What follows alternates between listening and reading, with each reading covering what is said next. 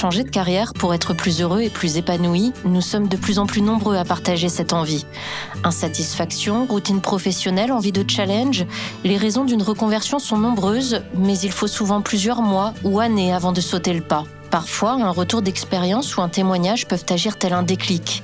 Des voix, des choix, des trajectoires, Reconversion, c'est le podcast de l'organisme de formation IFOCOP qui vous aide à préparer au mieux votre future vie professionnelle.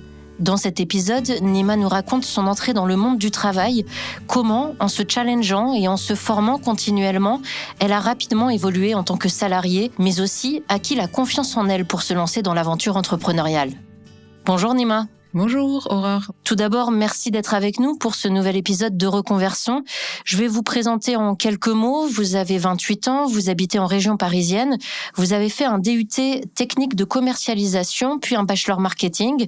Est-ce qu'il y a d'autres choses qu'on doit savoir pour vous connaître un petit peu mieux ? Alors déjà, là ça se voit pas parce qu'on n'entend que ma voix, mais j'ai un petit handicap au niveau du bras droit. C'est une sorte de paralysie que j'ai depuis que je suis née. Donc je vis avec ça depuis que je suis toute petite. Voilà, je m'y suis fait petit à petit. J'ai pas eu le choix de toute façon.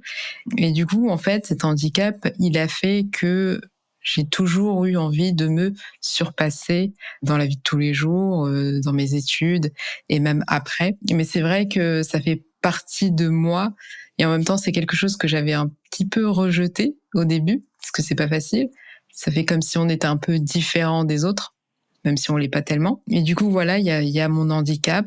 Il y a aussi cette impression, c'est vrai que moi, j'ai toujours pensé que j'étais la fille de la moyenne. Alors, je vais essayer de m'expliquer un peu. La fille de la moyenne dans le sens où, même au niveau de mes notes, j'ai jamais eu des notes excellentes, mais j'ai jamais eu des notes catastrophiques. Dans la vie de tous les jours, même après, au travail, j'ai jamais été excellente, mais j'ai jamais été non plus nulle, entre guillemets, bien sûr.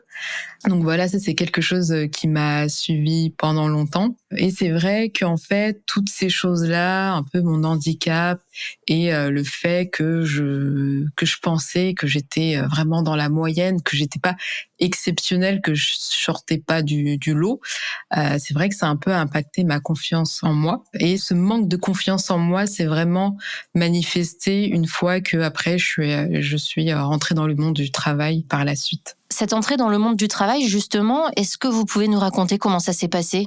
Oui, bien sûr. Alors, pour être honnête, ça s'est mal passé au début.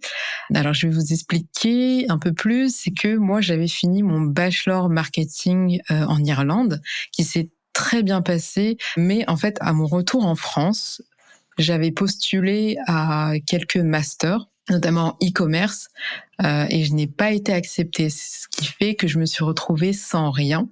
C'est la première fois que je me suis vraiment posé la question, mais qu'est-ce que tu veux faire, Nima ? Qu'est-ce que tu veux faire de ta vie ? Et du coup, moi, j'avais un peu exploré YouTube, j'avais vu des domaines qui commençaient à m'intéresser, comme le développement web, le graphisme, tout ça. Après, je me suis dit, j'arrive pas à me décider, je vais essayer de trouver un travail parce que il faut bien payer ses factures, payer les choses de la vie quotidienne.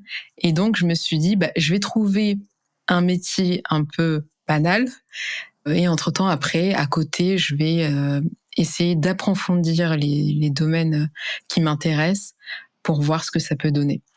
Donc, le premier emploi que j'ai eu, c'est un emploi de standardiste dans une chaîne de restaurants japonais. Et là, on vous a rapidement confié d'autres responsabilités. Petit à petit, en fait, on m'a proposé, parce que mes responsables ont vu que moi, à côté, je faisais du design, du développement web, ils m'ont proposé des missions de gestion de marketplace, de gestion de la boutique en ligne, de gestion du SAV. Voilà, à côté de toujours, j'étais standardiste toujours. Et donc, pendant longtemps, j'ai fait les deux. Et c'est vraiment à ce moment-là que je me suis dit, je commence vraiment à m'intéresser au e-commerce. C'est super intéressant. Voilà, de créer une marque de zéro, de réfléchir à des stratégies. Mais voilà, c'était vraiment très, très, très, très, très épuisant. Je faisais du 11h jusqu'à parfois 22h. Donc c'est très très épuisant. Mais du coup, en fait, ce qui s'est passé, c'est que je suis restée 2 ans. Et après, je leur ai dit que j'avais envie de de plus m'épanouir, de plus apprendre. Et du coup, on a signé une rupture conventionnelle. Puis j'étais au chômage et là, je me suis dit, j'ai vraiment envie d'approfondir le domaine du développement web, du domaine, enfin bref, beaucoup de choses. Et c'est là que j'ai connu Ifocop. Vous vous lancez donc dans une formation Ifocop, la formation web designer de février à septembre 2019. Pourquoi avoir fait ce choix ? Moi, ce qui m'avait vraiment plu dans cette formation, c'est vraiment le côté polyvalent. Dans le programme, ce qui m'a plu, c'est qu'on parlait de motion, développement web, UX, UI.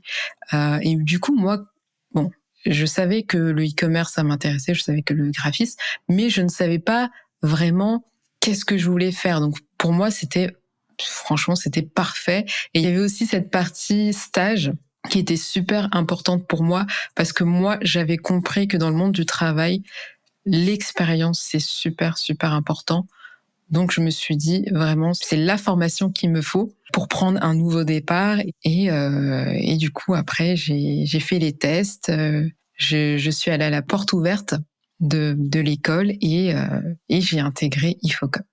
Et lors de cette formation, je crois que le profil de vos camarades vous a particulièrement marqué. Moi, du coup, c'est vrai que quand je suis entrée dans cette formation, j'ai tout de suite senti la différence par rapport à tout ce que j'ai eu durant mes années de DUT. C'est vraiment différent parce que, en fait, il y avait que des adultes presque. Alors moi, j'étais l'une des plus jeunes, mais vraiment, ça allait de 25 ans à 40 ans. Du coup, c'était vraiment des personnes matures qui savaient ce qu'elles voulaient faire. Elles savaient qu'elles étaient là pour un objectif bien précis. Et c'est vrai que niveau ambiance, c'était vraiment très agréable parce qu'il n'y avait pas de gaminerie, si je peux dire ça comme ça. Tout le monde était focus, tout le monde se soutenait. Et ouais, du coup, même au niveau des élèves, il y avait vraiment des parcours très, très, très différents. Et ça, c'était vraiment bien parce que quand on a fait les travaux de groupe, c'est vraiment là qu'on a pu voir toutes les forces et les faiblesses de chacun. Et même après, on a pu échanger sur nos expériences parce que la plupart des personnes qui étaient présentes dans cette formation avaient déjà eu une expérience. Donc ça, c'était vraiment très enrichissant d'échanger sur nos expériences passées.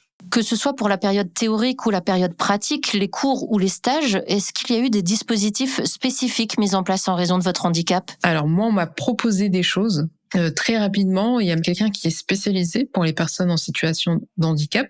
Donc ça, c'était vraiment très appréciable. Après, moi, je n'ai pas voulu bénéficier de, d'aide, on va dire. Parce que je pouvais avoir un clavier spécial, des choses comme ça.